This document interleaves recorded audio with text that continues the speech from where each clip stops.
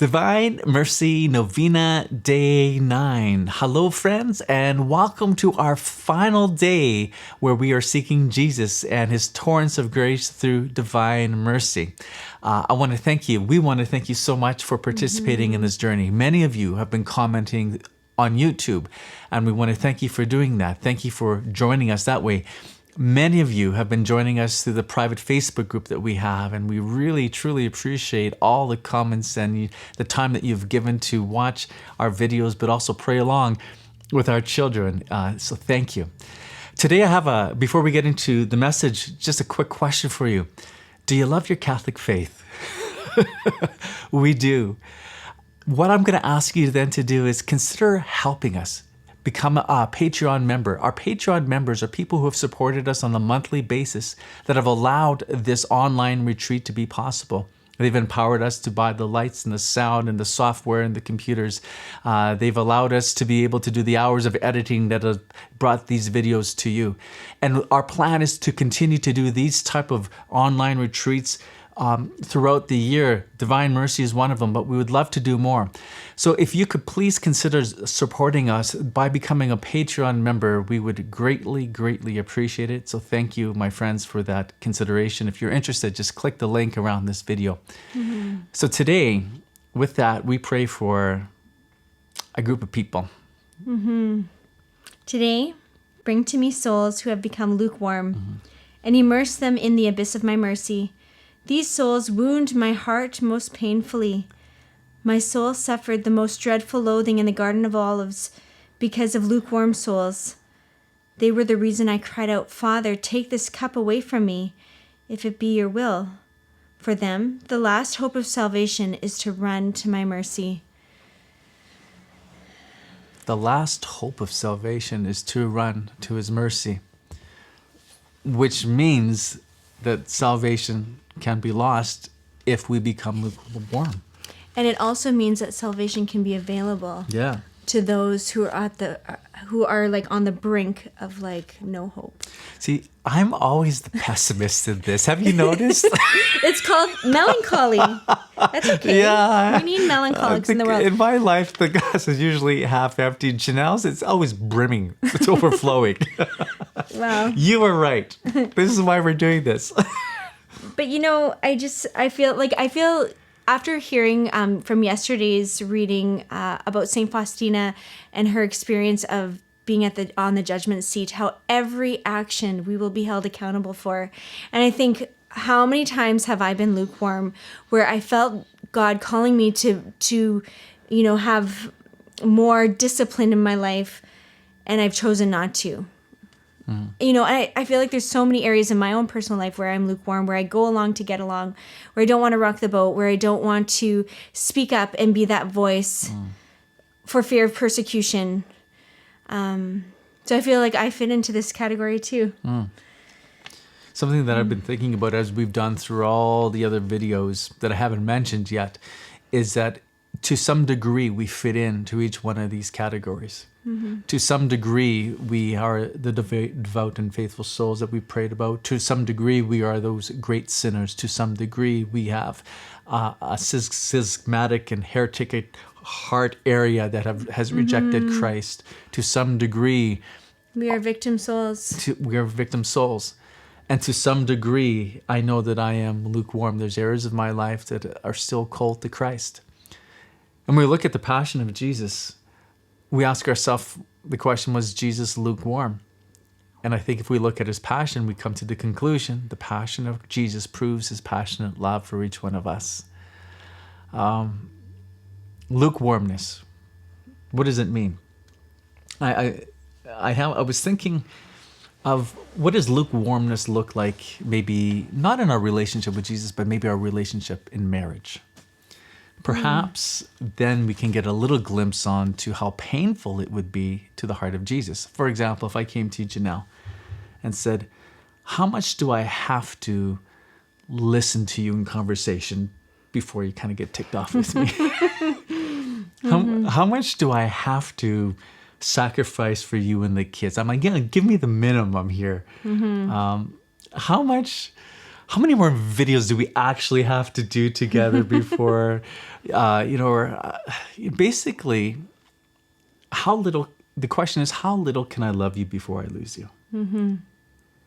That question coming from me to you would be, if that was serious. Yeah, that would be devastating. It would be devastating. And I feel like it wouldn't even just be devastating for me, but for our children. So it's not, your sin is not isolated. So sad. Yet isn't that what we do with Christ? We look at the minimum that we can do without losing our salvation. So, okay, we got to go to Mass. Check. We got to go to confession once a year. Check. We got to pray, okay, when I need something. Check. And what we have done is we go through this box of the bare minimum that is required of the Catholic life, and we call ourselves a good Catholic. That's crazy. That's not it is in terms of being in communion with the church, but that doesn't develop a loving relationship with Jesus. It doesn't lead us on a path to great sanctity if all we're doing is shooting for the minimum in our life. See, love doesn't ask how little can I get away with. Love asks how much can I give? Mm-hmm.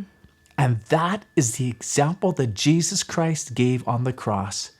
He wasn't going through that thinking, what's the bare minimum that I can do on the way of the cross? No, he gave everything to his very last breath. That is love. Mm-hmm. I don't want to be a lukewarm soul, but I recognize that to be able to love God the way that pleases him, I can't except by his grace. So we ask for his grace not to be lukewarm. But what else did St Faustina say about being lukewarm? Well, let's look at her diary.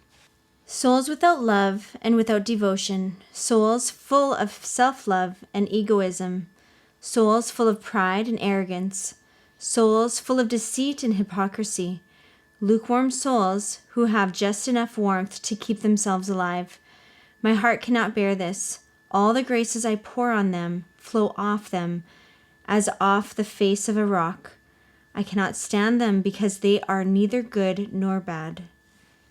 It reminds me of Revelations 3:15, where Jesus says, I know your works. You're neither hot nor cold, but because you're neither hot nor cold, but lukewarm, I will spit you out of my mouth.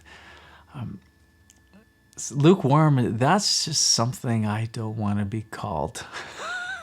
At the end of my life. Ken Yazinski, he was a lukewarm Catholic.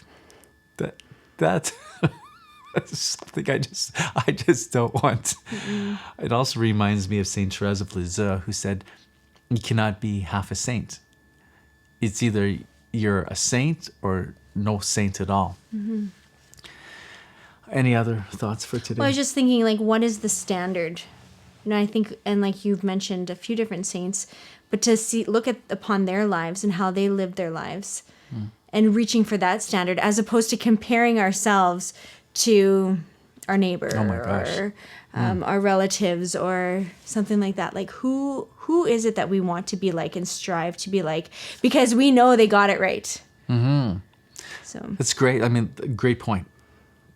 There's a tendency to compare ourselves to the rest of the world, and the rest of the world doesn't really have God on their radar, so we think we're doing okay. The standard isn't the rest of the world. The standard is the glory of God. The standard is not Ken and Janelle Yazinski sitting on the couch. Mm-mm. The standard is the glory of God. And if you want to see who lives this out, look at the holy men and women that have gone before us. A radical commitment, devotion, and great love. And one last thing, I feel lukewarmness is not a matter of emotion, because emotion goes up and emotion goes down. We in the spiritual life are going to have times of desolation, and there's going to be times of great consolation. So let's not get caught up in how we feel. Lukewarmness is really a matter of the will, what we are choosing to do in our life, because it's through our choices that we love God. Jesus said, those who love me will keep my commandments. He didn't say those who love me will always feel me all the time. Those who love me will always be excited. Those who will love me will always be consoled. No, that's not always the case. There's going to be times where we're excited and consoled. There's also going to be times of great desolation. So this is a matter of the will, what we are choosing. So today, my friends, ask a question. How are you choosing to live your life? Is it the way a saint would live? So today, let us choose to pray for lukewarm souls. And please include us in your prayers. Click the link around this video to join our children in praying the Divine Mercy Chaplet. Closing thoughts? Thank you for joining us. And tomorrow is the feast of the Divine Mercy. Celebrate it. Embrace it. We're going to do one final post tomorrow with a little video message. But until then, God bless you. God love you. We'll see you soon.